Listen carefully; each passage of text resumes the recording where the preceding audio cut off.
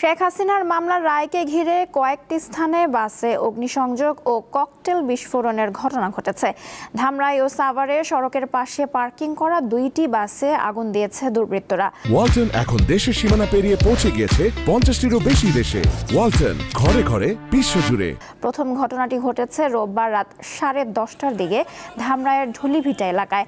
রাত 11টার দিকে বিরুলিয়া বেড়িবাঁধ সংলগ্ন বটতলা এলাকায় অপর একটি বাসে আগুন ধরিয়ে দেয় দুর্বৃত্তরা। এছাড়া রাত 1:30টার দিকে ঢাকা নারায়ণগঞ্জ লিংক রোডের জেলা পরিষদ এলাকায় সড়কে থামিয়ে রাখা একটি বাসে আগুন দিয়েছে দুর্বৃত্তরা। মানিকগঞ্জে 1 ঘন্টার ব্যবধানে 4টি ককটেল বিস্ফোরণের ঘটনা ঘটেছে। রোববার রাত 10টা থেকে 11টার মধ্যে মানিকগঞ্জ বাসস্ট্যান্ড ও সাতুরিয়ার গোলরা এলাকায় এসব বিস্ফোরণ ঘটে। গোপালগঞ্জে নিরাপত্তা জোরদার করা হয়েছে। বিভিন্ন বাহিনীর প্রায় 8 শতাধিক অতিরিক্ত সদস্য মোতায়েন করা হয়েছে। এদিকে গত রাতে বরগুনার বিভিন্ন সড়ক ও মহাসড়কে টায়ার জ্বালিয়ে প্রতিবন্ধকতা তৈরির চেষ্টা করে দুর্বৃত্তরা। এ সময় 6 জনকে গ্রেফতার করে পুলিশ।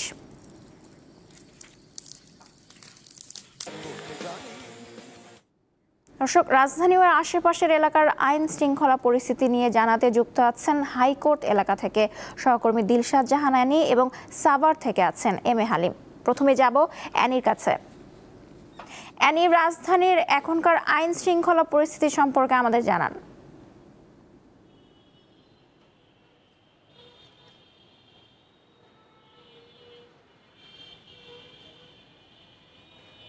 নওশীন, আপনি যেমনটি বলছিলেন যে ক্ষমতাচ্যুত প্রধানমন্ত্রী শেখ হাসিনার বিরুদ্ধে আজকে মামলার রায় ঘোষণার দিন, আজ রায় ঘোষণা করা হবে। মূলত সেই উপলক্ষেই কিন্তু রাজধানী ঢাকা সহ দেশের বিভিন্ন জায়গায় নিরাপত্তা ব্যবস্থা জোরদার করা হয়েছে। যদি সকালের কথা আমি বলি, রাজধানী ঢাকাতে এই মুহূর্তে যে অবস্থা, ট্রাইব্যুনালের আশপাশ এলাকায় যে অবস্থাটা দেখতে পাচ্ছি, এখন পর্যন্ত আমরা কোনো ধরনের অপ্রীতিকর ঘটনার কোনো খবর পাইনি। এবং আমরা দেখেছি যে ঢাকার যে বিভিন্ন গুরুত্বপূর্ণ যে মোড়গুলো রয়েছে, সেই মোড়ে মোড়ে পুলিশ রয়েছে, সেনা সদস্যরা রয়েছেন, এপিবিএন পুলিশের সদস্যরা রয়েছেন, সেই সাথে বিজিবিও মোতায়েন করা হয়েছে যাতে সার্বিক পরিস্থিতি ঠিক থাকে। আর আরেকটা বিষয় জানিয়ে রাখতে চাই, গত 13 নভেম্বর রায় ঘোষণার যে তারিখ ঠিক করার দিন ছিল, সেই দিনটিতে আমরা দেখেছি যে রাজধানী ঢাকাতে অনেকেই নগরবাসী যারা ছিলেন অনেকটা আতঙ্কগ্রস্ত ছিলেন এবং সেই হিসেবে রাস্তাঘাট অনেকটাই ফাঁকা ছিল। কিন্তু আজকে সেই ঘটনার আমরা যতটুকু দেখেছি যে চিত্র পুরোটাই ভিন্ন। মানুষের মধ্যে কোনো আতঙ্ক নেই এবং তারা রাস্তাঘাটেও ভালোই তাদের আমরা আসা যাওয়া দেখতে পাচ্ছি। যারা কর্মজীবী আছেন, কাজের প্রয়োজনে যারা বের হচ্ছেন, তারা বের হচ্ছেন। ট্রাইব্যুনাল, হাইকোর্ট, এই আশপাশ এলাকা যেটি আছে, প্রেস ক্লাব সহ এই সব এলাকার মধ্যে আমরা দেখেছি বিজিবির পাশাপাশি অন্যান্য যে পুলিশ সদস্য যারা আছেন, বিভিন্ন সংস্থার, তারা সবাই নিরাপত্তার জোরদারের হিসেবে তারা রাস্তায় রয়েছেন, টহলে রয়েছেন। আমরা দেখেছি পুলিশের সাজাও জানত দেখেছি। আর আপনি আরেকটা বিষয় জানাতে চাই, সেটি হচ্ছে যে এর মধ্যেই কিন্তু ডিএমপির যে কমিশনার, উনি কিন্তু বলেই দিয়েছেন যারা নাশকতাকারী, যারা নাশকতা করার চেষ্টা করবে তাদের বিরুদ্ধে কঠোর অবস্থানে যাওয়ার নির্দেশনাও দিয়েছেন।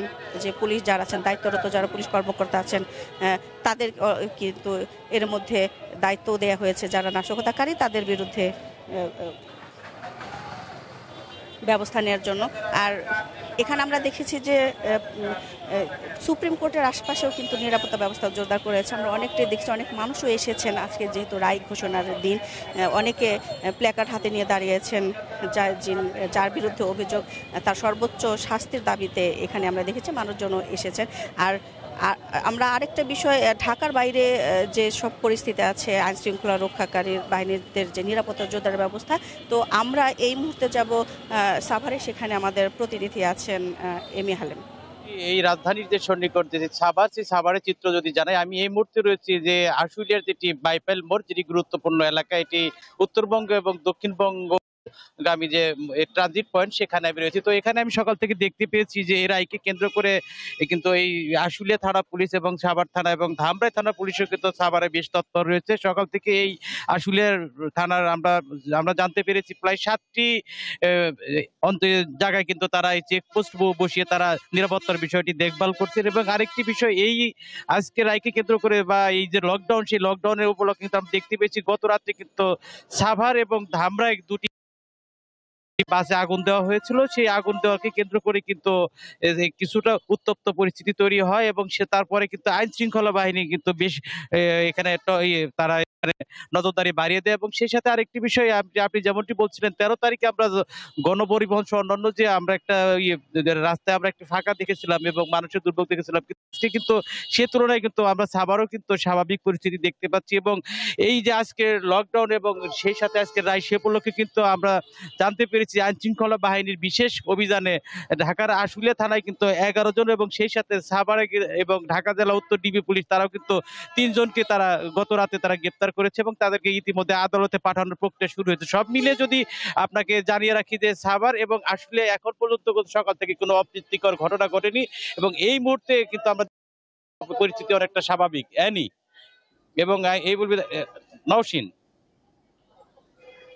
দর্শক, রাজধানী ও আশপাশের আইন শৃঙ্খলা পরিস্থিতি নিয়ে জানাচ্ছিলেন সহকর্মী দিলশাদ জাহান, অ্যানি এবং এম এ হালিম। ধন্যবাদ আপনাদের।